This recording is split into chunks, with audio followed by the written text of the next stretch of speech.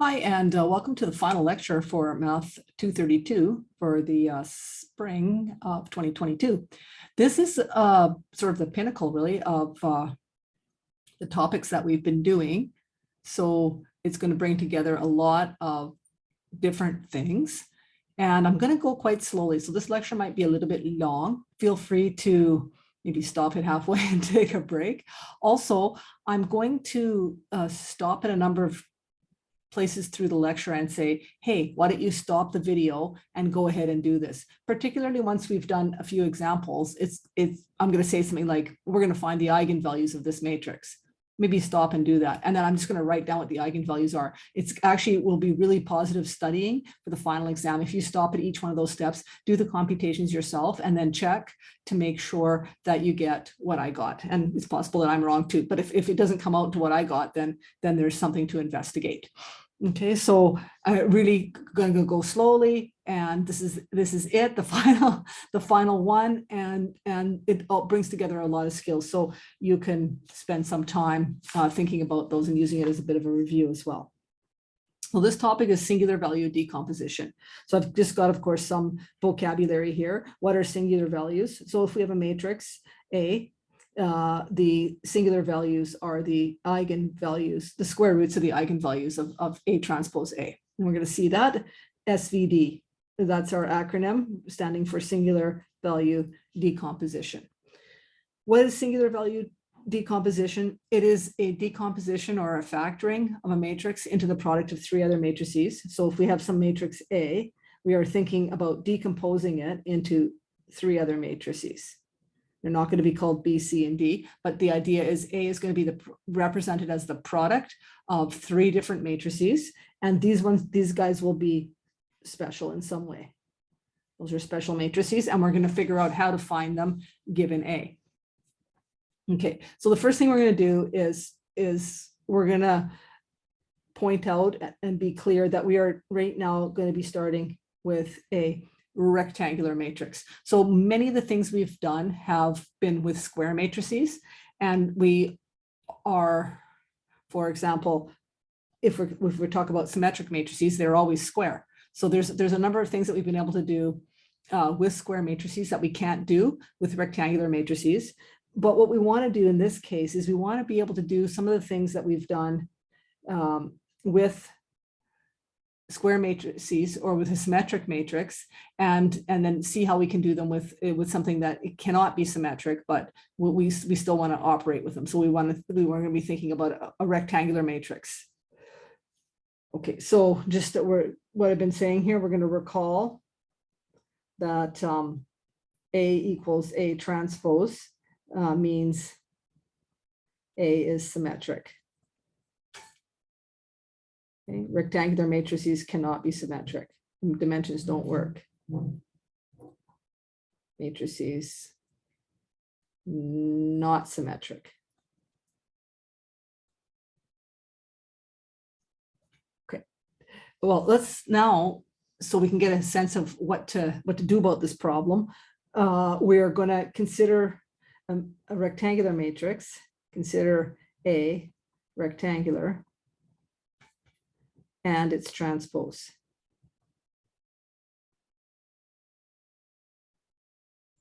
Okay, so let's take a look. We have A transpose and we have A. We're going to multiply them together, A transpose A, and we're going to take the transpose. So there's some matrix here, a product. We're going to take the transpose of that product. And recognizing with the law of transposes, this is A transpose transpose, and then that is A transpose A. So see what's happened here is we have a matrix right here, this guy, A transpose A. We take the transpose of it and we get back A transpose A. That means that A transpose A is symmetric. So we're taking an arbitrary rectangular matrix, and we're taking its transpose, and then when we make that product, we get a symmetric matrix. So let's just give a numeric example of that. Let's take a matrix here. Well, we're multiplying by the transpose. So let's take a matrix. Here it is, 1, 2, 1. minus 1, 0, 2. That's A. We'll then multiply by the transpose. That's 1, 2, 1, minus 1, 0, 2. We do this multiplication and we get this 6, 2, 2, 5. Okay, there we have it. There's the main diagonal, and this is equal. So this is symmetric. Yeah, the same thing will happen actually if you take A transpose. So I did this. I showed that A transpose A is symmetric. You could do the same little procedure here like that and show that A transpose is also symmetric. And if we're thinking of this thing here as A transpose, you could do it the other way and make sure that you also get a symmetric matrix. Okay, so that is the case. Kind of nice. So we know how to orthogonally diagonalize a symmetric matrix. So now we're given a rectangular matrix, and we then could orthogonally diagonalize A transpose A because it's symmetric and we know how to do that. So we're adapting the method from earlier. We adapt the method from earlier, given that A transpose A, this guy, this product, so we're thinking of this sort of as a singular entity, is symmetric. Now, our overall goal here is, to represent A as this product of three matrices. Okay, and from before we started out and we said, hey, if the matrix is symmetric, we can diagonalize in this way, like that, and P was orthogonal.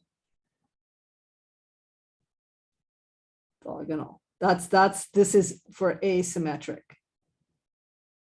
This won't work. This does not work if A is not symmetric. And that's the case we're in, but we're sort of thinking back to what we can do. And then we're also thinking, hey, we know that A transpose A is symmetric. So given this, we're gonna try, we get the idea sort of based on these things coming beforehand. What we're gonna do is we're gonna try to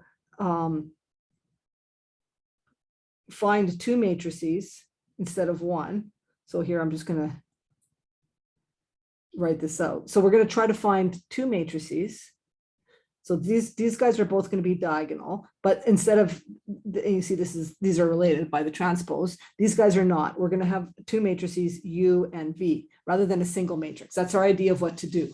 And knowing that this orthogonal diagonalization will actually work on this from before. This method here will work on this matrix, but not on A by itself.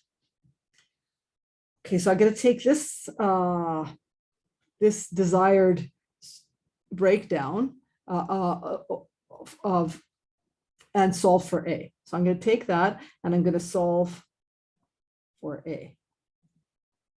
So that means A will be equal to U sigma V transpose. That is because I'm multiplying on both sides by the inverse, and I have this situation. I am trying to find U and V that are orthogonal. And when they're orthogonal, this applies. Okay, so I'm looking for U, V orthogonal. Now, I'm thinking of what I had before, and P was orthogonal before. So now I'm thinking maybe I can handle the rectangular situation with U and V orthogonal, but not the same. Okay, that's the idea. So now we're going to be considering this decomposition of A into U sigma V transpose. Okay, A is not symmetric, so just going to recap that. A not symmetric. We can't do P transpose A, P equals D. Okay, we try for A is equal to U sigma V transpose, as we solved for on the other page. Now, We know A transpose A is symmetric. So let's take a look at what A transpose is. We're going to represent A as a product of those three matrices. Let's take the transpose on both sides. A transpose is going to be U sigma B transpose. And that by the law of the way the transpose works, that is going to be B sigma transpose U transpose. That's going to be A transpose. Now I'm going to form the product A transpose A. I'm going to take what I have here for A transpose, this guy right here, which is V sigma U transpose. I'm going to multiply it by A, which is U sigma V transpose. There it is. Now look here, what's in the middle there? I missed the transpose here when I copied it. Let's get that on there. Okay, that is right here, A transpose, and that is A. Okay, looking in those middle two matrices, U transpose times U. U transpose times U is equal to I because U is orthogonal. So I don't need to have that in there. So now I have here that A transpose A is equal to B sigma transpose sigma B transpose. Now, sigma is a diagonal matrix. So let me just write out an example here. So say sigma look like this. I'm going to put it below. Say sigma look like this, 2, 0, 0, 3. Then let's take a look at sigma transpose, and we're going to form the product. Well, sigma transpose actually is in fact the same thing, right? Like that. Okay, I multiply those things out, I get this guy here. So what I'm going to do then is recognize that this thing is a diagonal matrix where the diagonal entries are the squares of these guys. So then the thing to do just before, well, I'm going to maybe do it one step. I'm going to multiply both sides by V transpose, and then I'm going to multiply both sides by V. So basically I just get left with this guy here on the right-hand side. What does that look like? Multiply both sides by V transpose, and that means V transpose V is I. We have A, T, A. Multiply both sides on the right by V, and that means there's a V here, and then that V transpose is I. And then that's going to be equal to a diagonal matrix where the diagonal entries look like this, sigma 1 squared. So that in this analysis is 4 and 9. That's 4 is sigma 1 squared, and then sigma 2 squared, etc. How many ever there are, sigma n squared.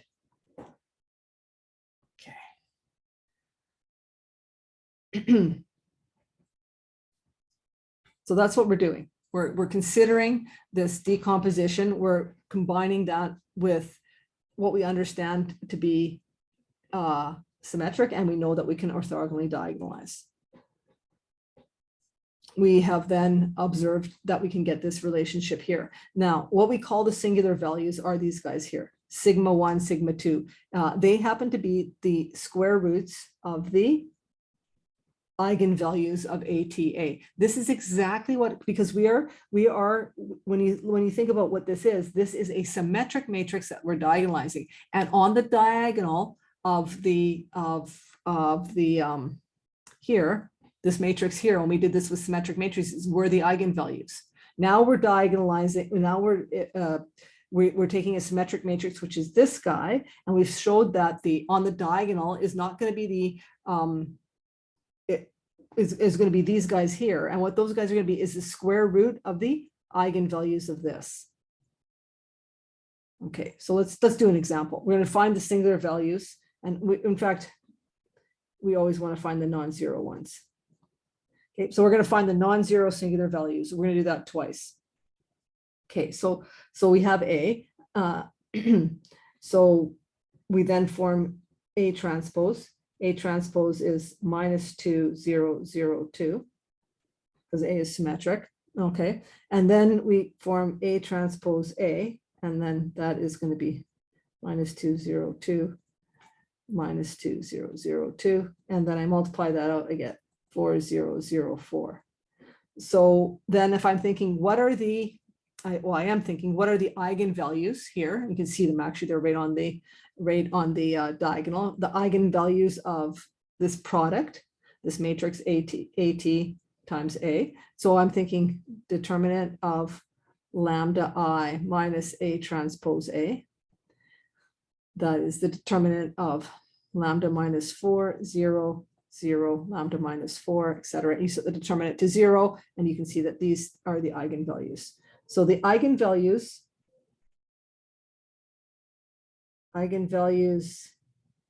of A transpose A are lambda 1 is equal to 4 and lambda 2 is equal to 4. So the singular values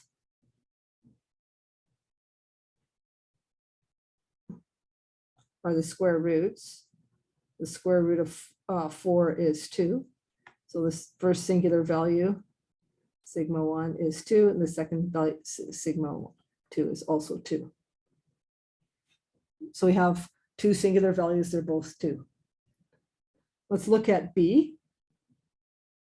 We have B there. Well, let me write it out. B is this that matrix here, 1, 1, 1, 2, 2, 2. We take the transpose. B transpose, that is 1, 1, 1, 2, 2, 2. We take the product, B transpose B, and that is 1, 1, 1, 2, 2, 2, multiplied by 1, 1, 1, 2, 2, 2. Do that multiplication, I get a symmetric matrix. That guy right there. Okay, I'm now going to find the eigenvalues of this matrix right here, the matrix B transpose B.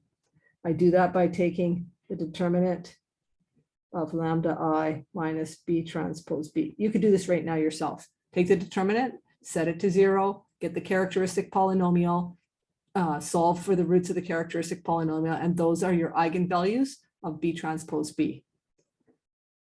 Okay, you will find when you do that, that you get lambda 1 is equal to 15, lambda 2 is equal to 0, and lambda 3 is equal to 0. So we have one singular value, sigma 1 equals to the square root of 15. And we want only the non-zero ones. So we have the square roots of the non-zero eigenvalues. Okay. So that's finding the singular values. They are the eigenvalues of the matrix transpose times the matrix. Able to do that. Now that we've got that skill, we are going to look at what is a singular value decomposition. So we're going to take a matrix. It will have some rank R, and it will have some number of, it will have some R non-singular values. We're going to have U being a M by M orthogonal matrix, V being an N by N orthogonal matrix, and sigma being an M by N rectangular matrix.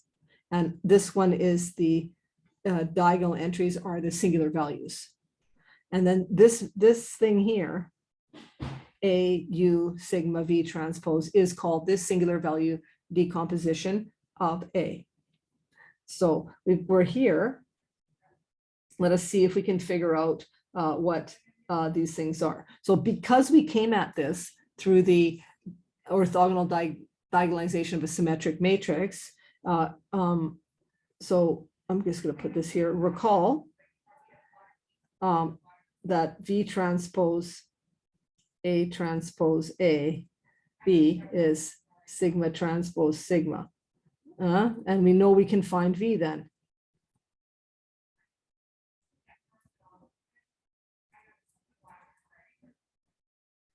You know we can find V, those are the eigen vectors corresponding to the eigenvalues. Okay, what we don't yet know how to do is find U. So we know how to find V, we know how to find sigma already, based on our previous knowledge of diagonalizing symmetric matrices. We don't yet know how to find U. So let's take a look at this statement right here. and multiply both sides on the right by V. That means AV will be equal to U sigma. That means I'm looking at a situation like this. A times the matrix V, which is column vectors V1 ... Bn.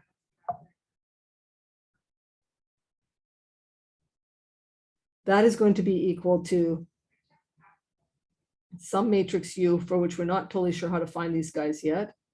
There's going to be M of them. Watch the indexing. You want to get that right. And then we know that this guy here is a diagonal matrix with the singular values on the diagonal. And I can write that as vectors in this way: sigma 1 times standard basis vector E1 ... sigma sub r, the r being the rank of the matrix. This r here is the rank of A, and then I simply fill out with zeros as needed to get the right size.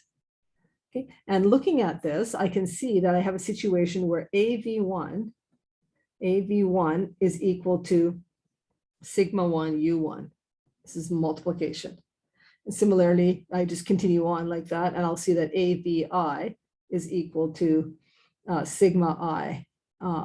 Sorry, let's get this right. This is, yeah, this is UI. There we go. Okay, and that's it. That is a vector. Okay. The sigmas are scalars. They're the singular values. So now I solve this for UI, and I see that I will be able to calculate the columns of the matrix U in this manner: 1 over sigma I A B I.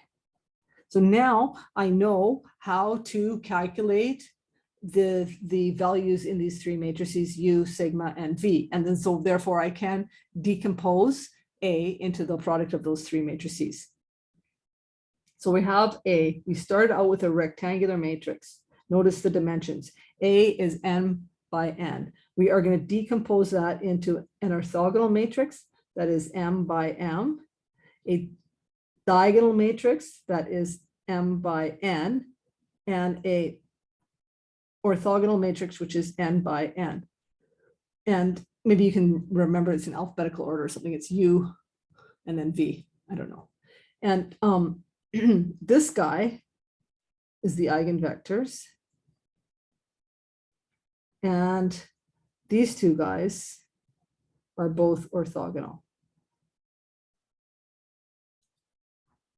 Okay, so this is very similar to a diagonalization, but adapted for the rectangular case. So there's a proof of this, proof in your textbook.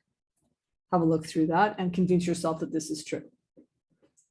So here's it written out what to do. We are given a matrix A.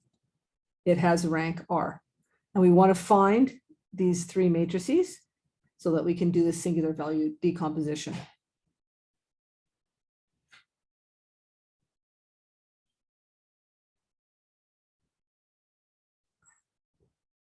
Transpose there. Sorry about that. We'll add the transpose there. Okay, so what's the procedure? We first find the eigenvalues of A transpose A and arrange them from largest to smallest. Keep all the future calculations in this order. So we're going to find the eigenvalues and arrange them from largest to smallest. We're going to find the corresponding eigenvectors. V will be the matrix with columns equal to the eigenvectors. We will compute the singular values. That's going to be easy to do. They are the square roots of the eigenvalues. And then sigma will be the rectangular matrix with the singular values on the diagonal. Then we will compute each column of U in this manner. We will extend that to an orthonormal basis for Rm if required. And we will use the fundamental theorem of linear algebra to do that. And U will then be the matrix with columns equal to those M vectors. Just in case it has slipped out of your head, the fundamental theorem of linear algebra, a portion of it states that if we have a basis for the column space of A and additional vectors are the basis for the null of A transpose, then when you put all those vectors together, you have a basis for RM. We're going to use that if we have to. If we don't get enough, vectors this way, then we will extend to RM using this fundamental theorem of linear algebra. Okay, best seen by an example. I'm going to do 3 examples, but I'm going to do the first one slowly. And what you to do is obviously follow along, but then I want you to, well, actually you have a couple of choices. You can follow along on one example right now, or you could say, hey, I think I got what's going on. Let me try this on my own. Certainly after I do it for A, why don't you try for B, at least get part of the way. Okay, so let's go for A first. We're going to find the singular value decomposition of A. Step 1, eigenvalues of the matrix A transpose A. So I'm going to form A transpose A and get 2, 2, minus 1, 2, and A transpose is actually symmetric. And I get this guy here, 5, 2, 2, 8. And this will clearly always be symmetric because it's A transpose A, not symmetric. Now I find the eigenvalues of this guy here, A transpose A. So I take the determinant of lambda I minus A transpose A, like that. That is the determinant of lambda minus 5, minus 2, minus 2, lambda minus 8. I compute the determinant of a 2 by 2 matrix, lambda minus 5, lambda minus 8, minus 4. I expand and simplify. I get this lambda squared minus 13 lambda plus 36, and that's lambda minus 9, lambda minus 4. Okay, so I know the eigenvalues are lambda 1 is 9, lambda 2 is 4. I put them in decreasing order.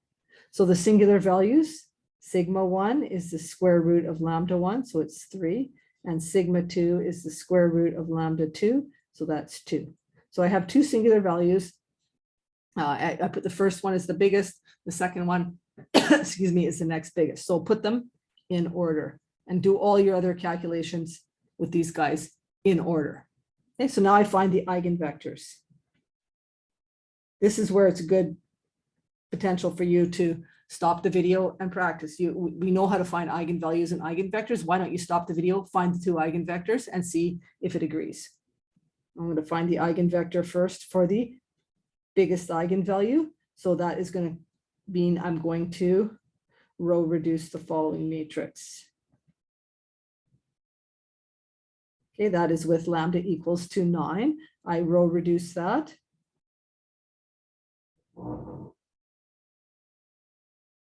And I get that V1 is T 1/2 and 1. And what I'm going to do right now, because I want U and V to be orthogonal matrices, which means I want the columns to have unit length. So I'm going to normalize right away. So I'm going to write this as this here, 1 over root 5 and 3 over root 5.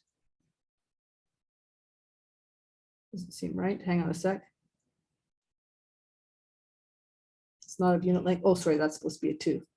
1. So I've taken the length of that vector and making it 1. So it's going to be 2 over root 5. So now it's of unit length. Okay, so there's the eigenvector for the eigenvalue of 9 and made unit length. I'm going to do the same thing for lambda 2 is equal to 4. I'm going to do the same thing. I'm going to take I'm putting the 4 in here. And I'm getting -1, -2, -2, -4. Finding when that is equal to 0. I row reduce. And I find that V2 is T times -2, 1, like that. Again, I normalize and I get an eigenvector of unit length. And that is going to be this guy, -2 over root 5 and 1 over root 5. I've actually made quite a bit of progress because at this point, I know that V is the matrix containing the eigen vectors as columns. So there's the first eigenvector. And then here is the second eigenvector. I know that the matrix sigma is a diagonal matrix with the singular values on the diagonal. So I've got 2 out of the 3 matrices figured out. So now what I got to do is figure out U. So now I'm going to go back to where I indicated what U was. This, where did I tell you that? Right here. I'm going to do this here. We're going to calculate the UIs. So I calculate U1 as 1 over sigma 1 A B1. Then what is sigma 1? 3. What is A? 2, 2 minus 1, 2. What is B1? 1 over root 5, 2 over root 5. And I compute this product and I get, what do I get here? Let's make sure. 1/3 of that times that. I get here 2 over root 5 and 1 over root 5 for U1. I do the similar calculation for U2. I take 1 over sigma 2 A B2. Okay, so I'm just going to write this out. That is going to be 1/2 sigma 2. Sigma 2 is 1/2. Sigma 2 is 2. And so that's 1/2. And then I have A. And then I have V2 minus 2 over root 5, 1 over root 5. And then that is minus 1 over root 5, 2 over root 5, like that. Okay, so now I can put those in the columns as U, and I get this guy here. So this is U1.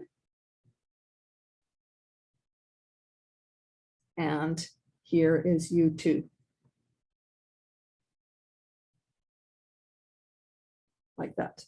And what this is telling me is I can write my matrix I started with as a product of 3 matrices, U,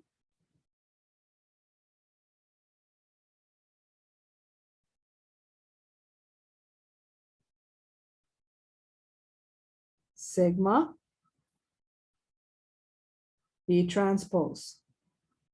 Where's V? V is there. V is this guy here. So V transpose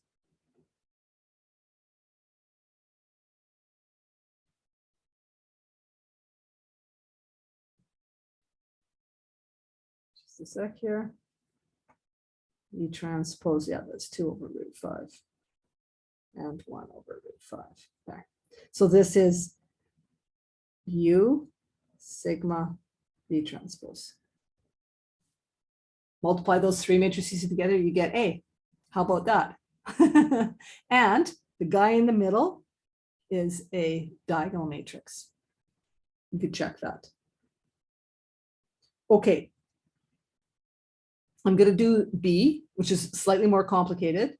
We're going to have to use fundamental theorem of linear algebra, but you could get started. Why don't you stop the video, take the matrix B, compute the eigenvalues, compute the eigenvectors, get the matrix V and get the matrix sigma, and then make a start on getting the matrix U, and then see what happens, where you sort of realize, oh, there's something additional to the example that I've done here that we need to do. So I highly encourage that. I'm not going to write out all the steps like I did here. What I'm going to do is just write out what I'm going to compute and then give you the answer. I highly recommend you take the time to fill in the computations yourself to make sure that you see what's going on. So I'm going to do this now. I'm going to find the singular value decomposition of a matrix B. So my first step is going to be to compute B transpose B, so I can find the eigenvectors of that. So B transpose B is 1, 2, 1, 3, 1, 1, multiplied by 1, 3, 2, 1, 1, 1.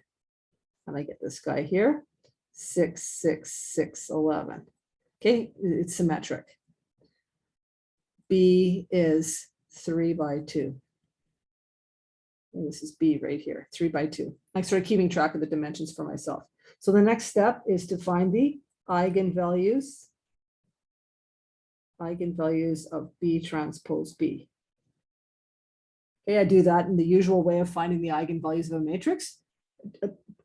Please, and do it yourself and make sure. When I did this, I found I got that lambda 1 is equal to 15, lambda 2 is equal to 2. So I got 2 of them. That immediately allows me to tell you what the singular values are. Sigma 1 is the square root of 15, and sigma 2 is the square root of 2. So at this point, I can write out the matrix sigma. It is going to be 3 by 2, the same size as B, 3 by 2. And so it's going to look like this. Singular values on the diagonal, root 15, 0, 0, root 2, and the dimension has to be 3 by 2. So this guy is also the same dimension as this guy. Okay, and this is like that. Doesn't it? I mean, these anything that's not on the diagonal is 0. Okay, so I've got the matrix sigma, one of my 3 matrices. I then compute the eigenvectors of B transpose B, and I find that V1 is equal to T times 2, 3, and then I normalize that to make it a unit length, and I'm here. And I do the same thing for V2. So this is the eigenvector corresponding to 2. And I get this guy here. And I normalize to this guy here. And then I form the matrix V. So let me do that first. Form the matrix V. Here it is. I put the columns here. This is the eigenvector V1, and the second column is eigenvector V2.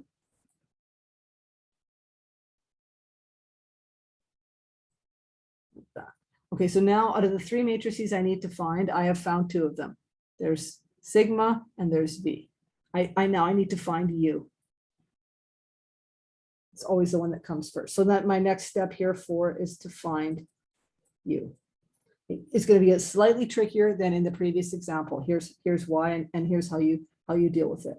U1 will be 1 over sigma 1 times by B times by B1.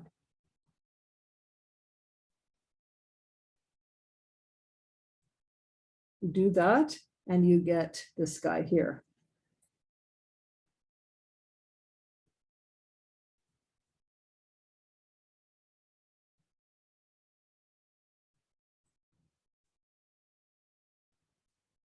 Okay, you get that guy there. We then find U2. U2, that's weird. Sort of try 1/3 time. It's just something's picking up weird there. There it is. U2, we are going to compute that as 1 over sigma 2 multiplied by B multiplied by V2.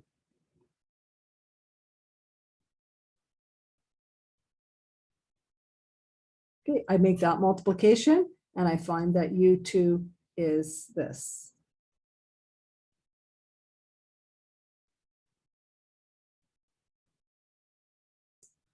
I'm going to write out the answer. I need to write out an intermediary step. Here's the answer.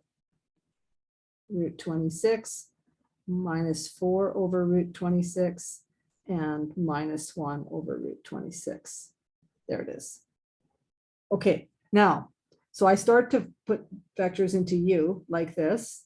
Here they go, 11 over square root of 195 and 7 square root of 195 and 5 over the square root of 195. 3 over the square root of 26 minus 4 over the square root of 26 and minus 1 over the square root of 26. And I'm like, uh-oh, what do I put there?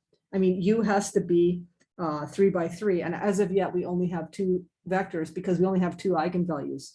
So this is when you spring into action with the fundamental theorem of linear algebra. And what you're wanting is a orthonormal basis for R3. So we need to extend this by 1 vector that is orthogonal to the other 2, also in R3. So how do we do that? We find a orthonormal basis for B transpose. So this is the fundamental theorem of linear algebra.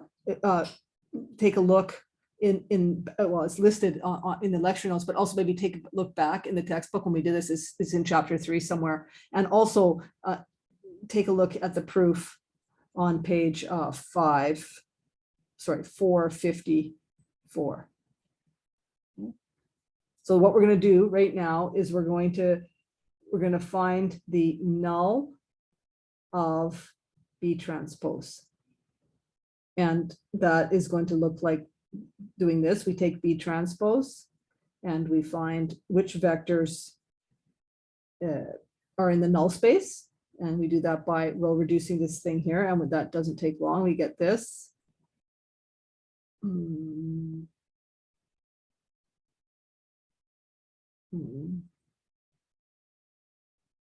Okay. Then we write out what the basis for the null space of the B transpose is, and that vector looks like this. T times minus 1/5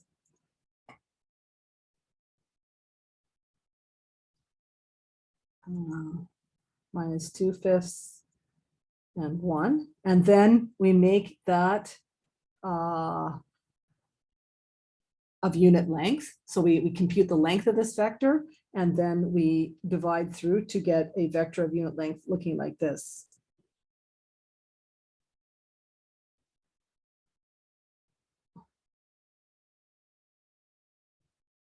Okay, and then that vector that we just computed, this guy here, that vector goes here. So this is right here.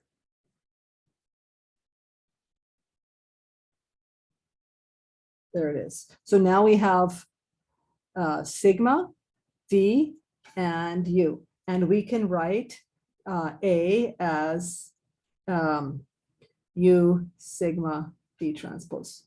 And we have the 3 matrices. There we have it, the singular value decomposition. You may be wondering at this point, maybe wondering before, why are we doing this? There's a variety of reasons. One of them, we're going to actually look at the website ourselves in class. We've also got it here in the lecture notes, is image compression. So what the singular values in some sense are telling you is what are the important parts of the matrix, and you can compress the information contained in your matrix by just selecting the information from the singular values in descending order until you get enough so that you're happy with what you've got. And I'll show you that in the class, and also the websites here in case you want to take a look at it. There's somebody who's done a nice job of making that an illustration of that. Okay, let's do one more example. Clearly, I think you should stop the video and do this one yourself, right? Just stop the video and say, okay, given that I've gone through a couple of other examples, can I do this now myself? And so stop the video and then do it yourself. I'm going to leave out even more steps because there's only so much matrix multiplication I can do in one video. So here we are. We've got C. We want to find the singular value decomposition. We compute C transpose C, and that gives us this guy here: 2, 0, 0, 0, 2, 2, 0, 2, 2. Okay, so this matrix is symmetric. You just always can check that because we've got that, and that. Okay, so it's a nice symmetric matrix. It has to be. We'll note to ourselves that C is a 2 by 3 matrix. We will then compute the eigenvalues. Okay, so you go ahead and do that lambda I minus C transpose C and set it to 0, the usual method, and you'll find the eigenvalues. Lambda 1 is 4, lambda 2 is 2, and lambda 3 is 0. So we are look then for the singular values. We'll have sigma 1 is 2 and sigma 2 is square root of 2. We do not use that. Okay, are the square roots of the non-zero eigenvalues.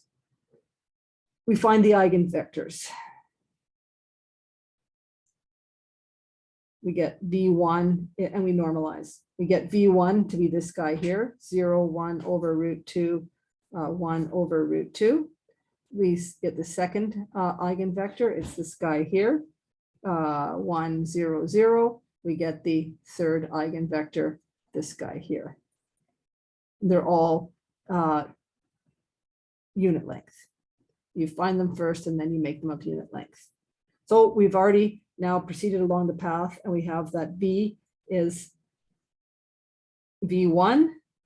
The first column here is V1. The second column is V2.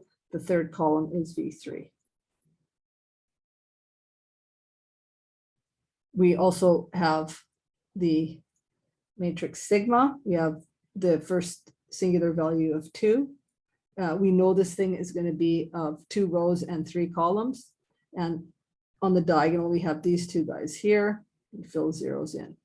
Okay, it's 2 by 3. And then on the diagonal are the singular values in decreasing order.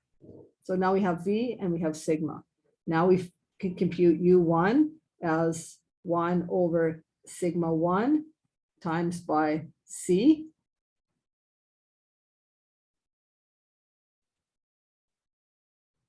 Multiplied by V1.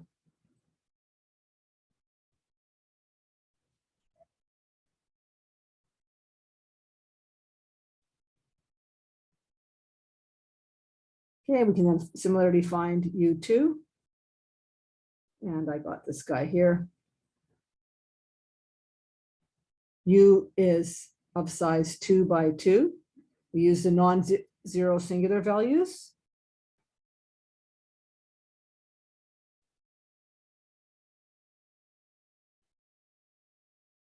And that gives us, we do not in this case have to extend. And we have here U as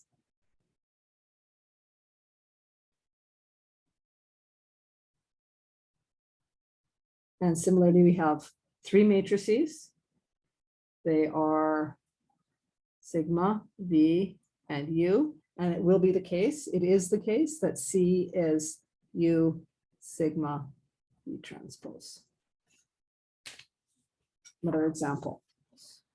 Okay, we're going to just briefly touch on some applications. And so we're going to take a look actually how to do a pseudo inverse below. Take a look at this. This is really cool. So here's this website. You can just take a look at that. And the person there has an explanation of how singular value decomposition works, and then shows you actually if we're considering the dominant singular value, the next one, the next one, the next one, how much compression we get on our image and what it looks like, how much information we lose when we compress it. It's quite an interesting demonstration. There's other uses for SVD. We're not even going to touch upon these. We're just putting them here sort of for some to convince you that there's there's a good reason to do this. So our only application here at this point is going to be our ability to find a pseudo inverse. And so the pseudo inverse, what we do is we denote that this way. That's the pseudo inverse. And what we do is we take the singular value decomposition of A, and then we define the pseudo inverse to be a combination of those matrices, where this guy here is a diagonal matrix with the reciprocal of the singular values in it. And that matrix acts like an inverse in the sense that we would have like this. If you think of it like this, we would multiply A times a pseudo inverse by A. And this sort of effectively looks like I, because when we get this, we get A back out. Okay. Similarly, if we take the pseudo inverse and we multiply by this guy, we get the pseudo inverse back. Okay, so it functions in the same way that when you combine the pseudo inverse with the matrix, it's functioning like I. Okay, so the pseudo inverse, in fact, is also the solution to the normal equation here. Okay, so we did this here for the method of least squares, and we did this, and we were taking the inverse of that. You could actually replace this normal equation with this guy here. Okay, let's just do a couple of examples. So we want to find the pseudo. You can see this matrix doesn't have a regular inverse because the determinant is 0. So now we think, okay, let's find a pseudo inverse for this guy. And so what we do is we find the SVD. Okay, I use MATLAB to do this because there's, it takes up too much time otherwise. Okay, so I use the MATLAB command like this. You enter it like this, U, S, and V, like that. And you put like this SVD of your matrix, and it gives you the matrices. Da, da, da, da. You don't have to do anything. In this case, U is the identity matrix, sigma, which is, it's hard to enter sigma, so you tend to use S. Sigma turns out to be this guy. And V is also the identity matrix.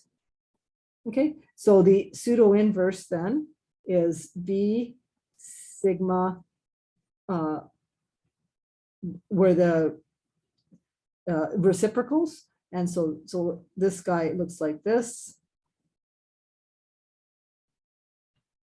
like that, and 1/3 being the reciprocal of 3. And so then the pseudo inverse is this guy here. It's not an inverse in the way we've been thinking of it, but check this out. If we take a pseudo inverse A like this, we get this 3, 0, 0, 0, 1/3, 0, 0, 0, 3, 0, 0, 0. We do all that multiplying, and we're like, we get this. So this here functions like I. What I'm encourage you to do it, take a pseudo inverse, a pseudo inverse, do that multiplication, and you should get this. So check that out. Now let's do another one. Let's do B. So we're gonna do the same thing. I just use MATLAB to tell me what the singular value decomposition is. You could, I mean, I guess it would be some good practice. You could do the SVD yourself on both of these matrices and make sure that you can do it. That's lots of practice here. So when I did that, it's probably going to be right, since unless I copied it down off the screen wrong. It's this thing here.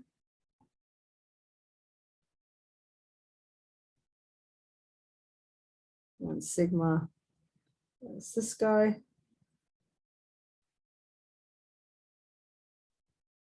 And B was this guy here.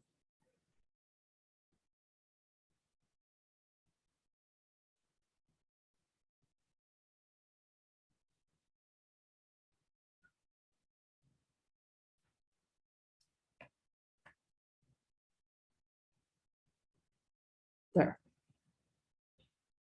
Okay, now that means the pseudo inverse of B is V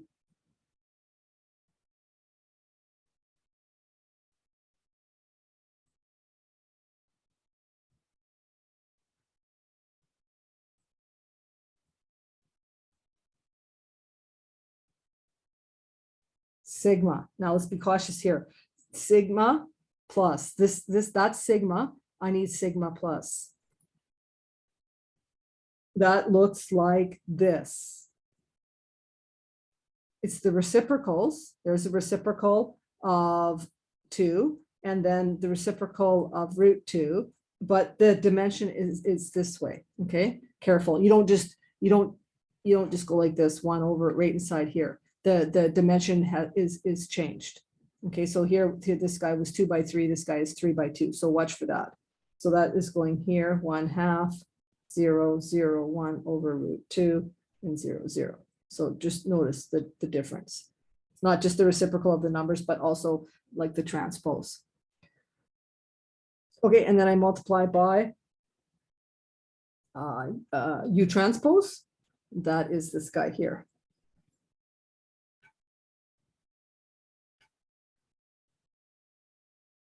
And after all of that computation, I get this matrix here, the pseudo-inverse. So, I mean, in our model from before, B would not have had an inverse. It is a rectangular matrix. So now we have this idea of a pseudo-inverse. And so we can do that on a rectangular matrix. And you could confirm yourself. If I take B inverse B like that, and this is going to act like I expect to get B back out.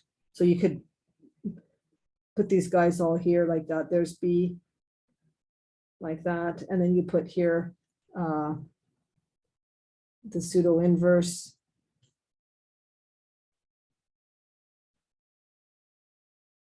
Like that. And then you put B again, and you multiply this all out. And if catastrophe doesn't strike, you do in fact get back to B.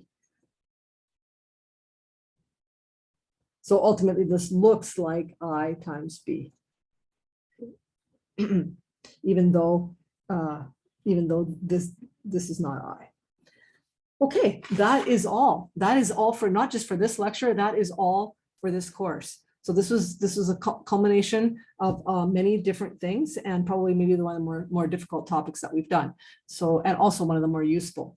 So I hope that you've enjoyed the course, and that now's the time to, of course, practice a lot, and come to the remaining lectures with questions. Thanks very much, guys. I will talk to you soon. Bye.